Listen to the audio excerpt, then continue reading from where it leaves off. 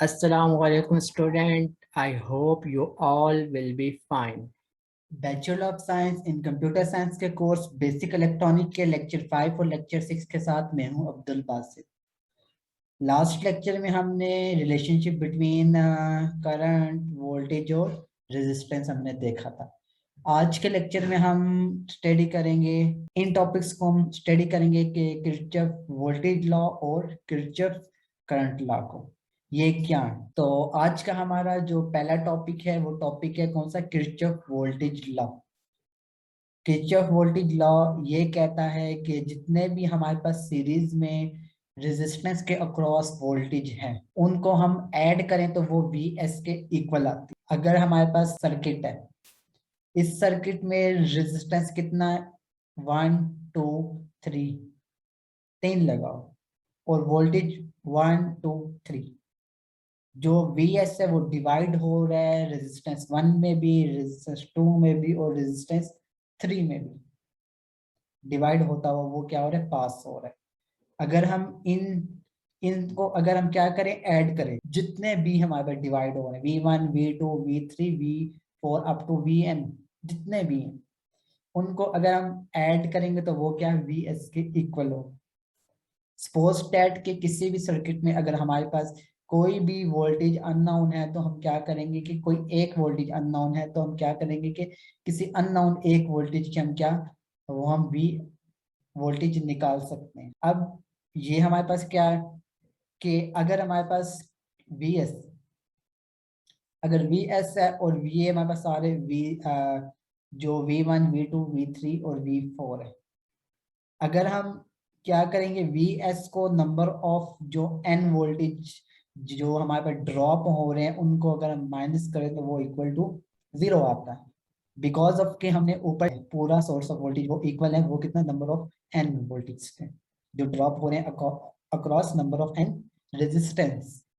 अगर हम we S को यहाँ पे लेके यहाँ पे 0 बच जाएगा, मीन्स के नंबर ऑफ सारे ये वहां पे जाके माइनस हो जाएगा, तो मीन्स के वो इक्वल हुआ 0 के।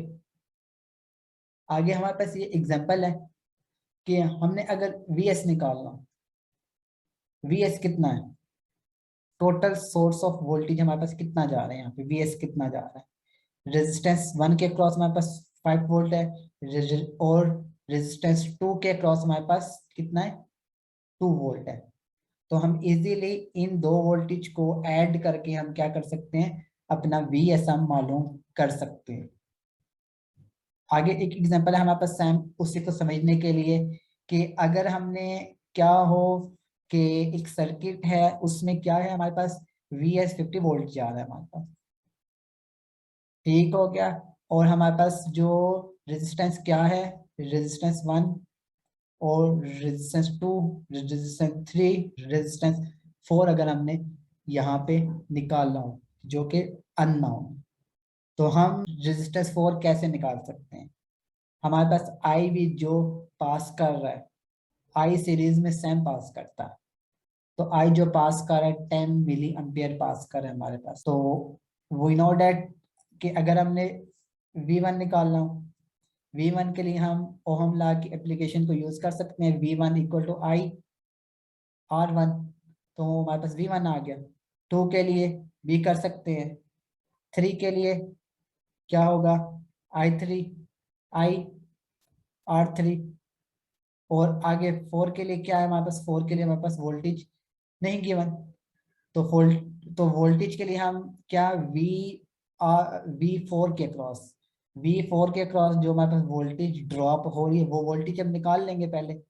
अब VS minus V1 V2 V3 V4 equal to 0, 0 volt. अब हम क्या करेंगे कि V4 को हम सेपरेट आउट कर लेंगे, तो हमारे पास V4 का वोल्टेज आ जाएगा जो ड्रॉप हो रहा है V4 के अक्रॉस।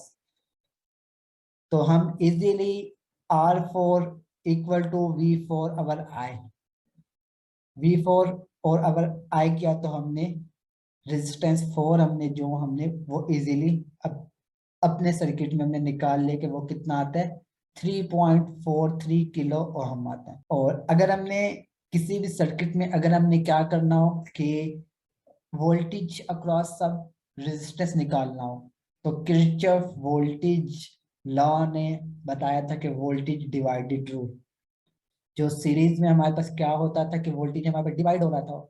यहाँ पे 50 वोल्ट है तो यहाँ पे भी जाके हमारे पास ड्रॉप हुआ 1.0 वोल्ट, यहाँ पे जाके ड्रॉप हुआ हमारे पास 4.7 वोल्ट, यहाँ पे जाके ड्रॉप हुआ 10 वोल्ट, यहाँ पे जाके जो ड्रॉप हुआ वो कितना 34.3 वोल्ट। तो क्या हुआ कि हमारा सीरीज में क्या हुआ, वोल्टेज हमारा ड्रॉप होता है।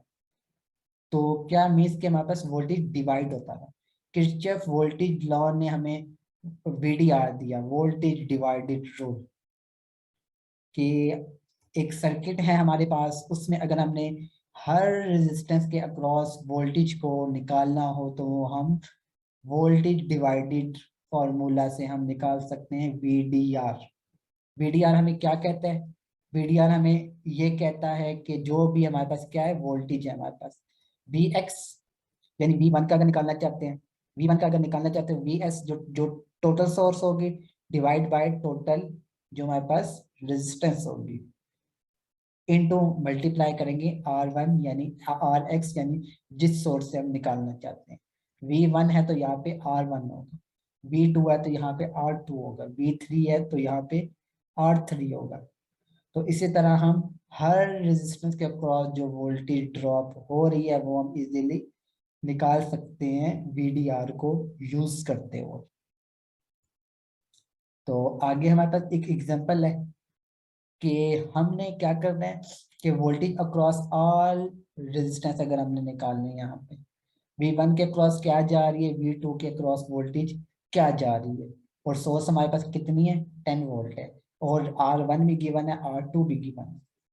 तो हम वीडीआर को यूज करते हुए हम क्या करते हैं कि हम वी वन और वी टू को इजीली फाइंड आउट कर सकते हैं। तो सबसे पहले हम क्या करते हैं कि आर टी निकाल लें, टोटल रेजिस्टेंस, क्योंकि फॉर्मूले में हमें क्या चाहिए, आर टी भी चाहिए, ये आर टी चाहिए और वी एस चाहिए। ठीक हो गया, आर टी और वी एस चाहिए। वी एस हमारे पास कितना है 10 वोल्ट, और आर टी हम यहाँ से आर वन और आर टू को प्लस करके हम आर टी निकाल सकते हैं। आर टी हमने निकाल लिया। अब हम वी वन के क्रॉस वोल्टेज जब निकालेंगे तो आर वन होगा divide by R T multiply V S, तो हमारे पास 6.41 वोल्ट आ गया। वी टू के लिए हम सिंपली अगर हम ये काम करें कि जो हमारे पास अब एक ही सर्किट है, एक ही रह गया आर आर टू, तो हम क्या करते हैं कि हम वी टू को सेपरेट आउट करके वी वी एस में से माइनस करेंगे वी वन को, तो हमारे पास क्या होगा कि हमारे पास जो है कि 3.59 वोल्ट आ जाएगी, सेकंड की आ जाएगी। या सेम वही फॉर्मूला आप डाल के क्या कर सकते हैं, वी टू के across R two, R T और वी एस को देन वैल्यूज डाल के आप 3.59 वोल्ट आप वोल्टेज निकाल सकते हैं।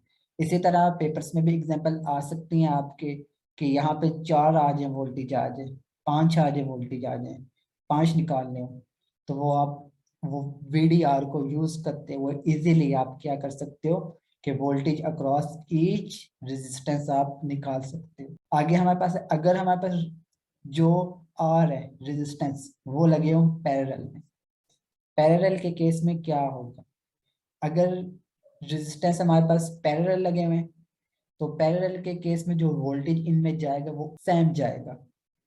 बट क्या होगा, पैरेलल के केस में हमारे पास करंट डिवाइड हो रहा होगा।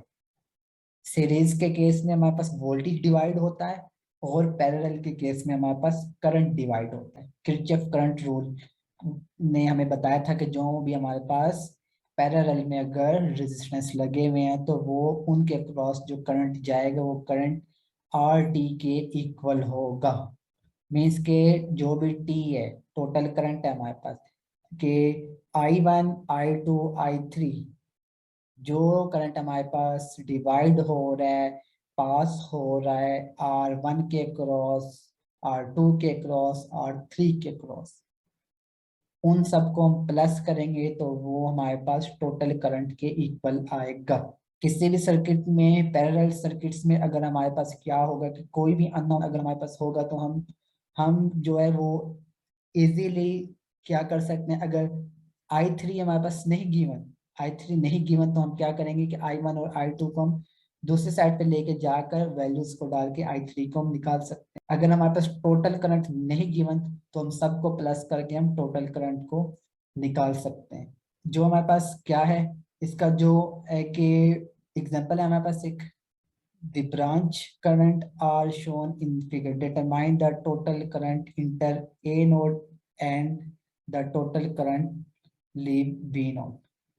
कि हमारे पास जो करंट यहाँ से पास हो रहा है, जो आगे जा रहा है, वो कितना जा रहा है करंट। तो मीन्स के हम टोटल करंट निकालना है, टोटल करंट निकालने के लिए हम क्या करेंगे कि I1 और I2 को हम प्लस आउट कर देंगे, यानी ऐड कर देंगे, तो हमारे पास टोटल करंट आ जाएगी।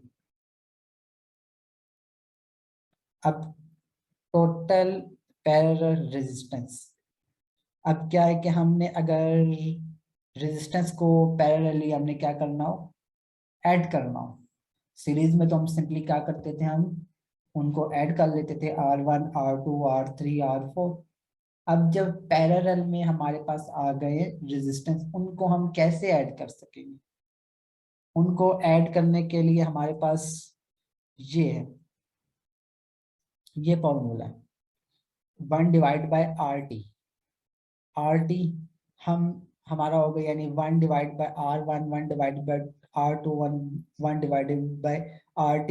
नंबर ऑफ n जो भी हमारे पास R लगे हुए हैं पैरेलल में, वो हम क्या करेंगे, उनको ऐड करेंगे तो वो RT निकल आएगी हमारे पास।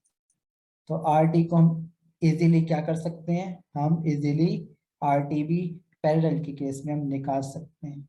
अब इन केस ऑफ अगर हमारे पास दो लगे हों पैरेलल में अगर हमारे पास दो लगे हुए हों रेजिस्टेंस, तो दो हो तो हमारे पास RT हम दो के होते हुए R1 multiply R2 divide by R1 plus R2 करेंगे।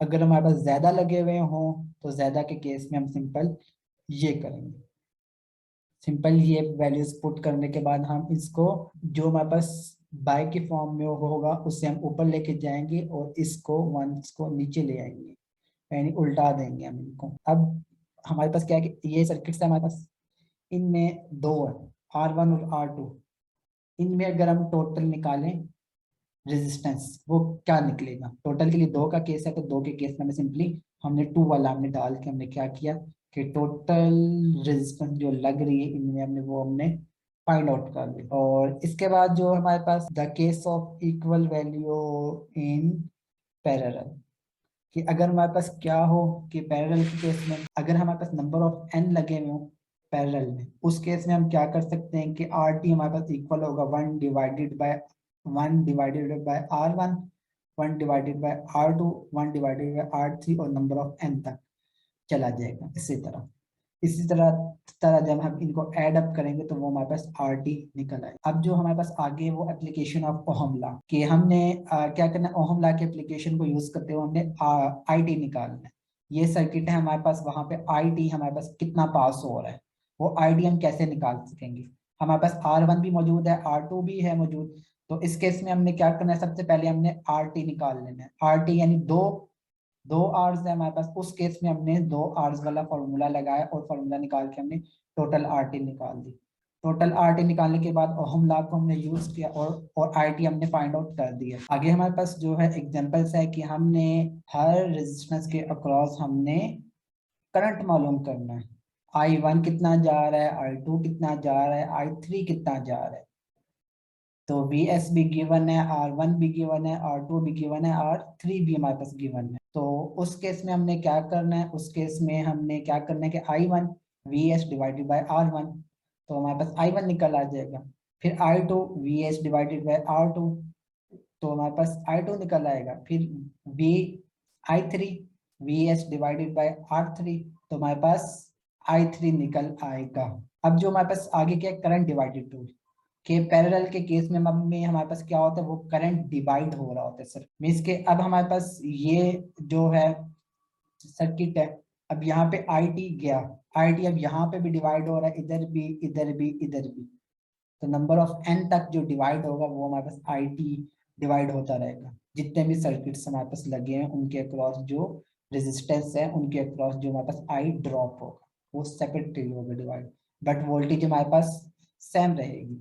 उस केस में जो सी डी आर हमारे पास जो फॉर्मूला है वो सी डी आर हमारे पास फॉर्मूला क्या है, I X equal R T divide by R R X और मल्टीप्लाई बाय आई टी। किसी भी सर्किट्स में हमारे पास जो है करंट डिवाइड हो रहा है तो हमने करंट निकाल सकते हैं हर रेजिस्टेंस के क्रॉस। तो हमारे पास ये एग्जांपल है सीडीआर की, करंट डिवाइडेड रूल की, कि हमारे पास टोटल करंट गिवन है, R1 भी R2 भी R3 भी गिवन है। तो हमने इस सर्किट में क्या करना है कि हमने करंट को फाइंड आउट करना है। आई R1 के क्रॉस क्या पास हो रहा है, R2 के क्रॉस क्या पास हो रहा है, R3 के क्रॉस करंट हमारे पास क्या पास हो रहा है।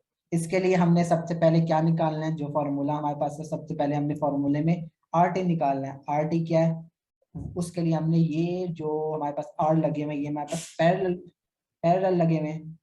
तो पैरेलल के केस में हमने फॉर्मूला लगाया पैरेलल का, तो हमने आर टी निकाल लिया। आर टी निकालने के बाद हमने आई वन को जब हम फाइंड आउट करें आई वन, फिर R T divide by R one, I T की वैल्यू डाली तो हमारे पास आई वन की वैल्यू आ गई। R2 के लिए R2 की, तो I2 के लिए R2 की वैल्यू डाली तो I2 आ गया। I3 के लिए R3 की वैल्यू डाली तो I3 की वैल्यू आ गई। तो इसी के साथ हमारा ये लेक्चर खत्म होता है। मिलते हैं अपने बेसिक इलेक्ट्रॉनिक के लेक्चर 7 और लेक्चर 8 में। Please subscribe this channel to get notification of next lecture.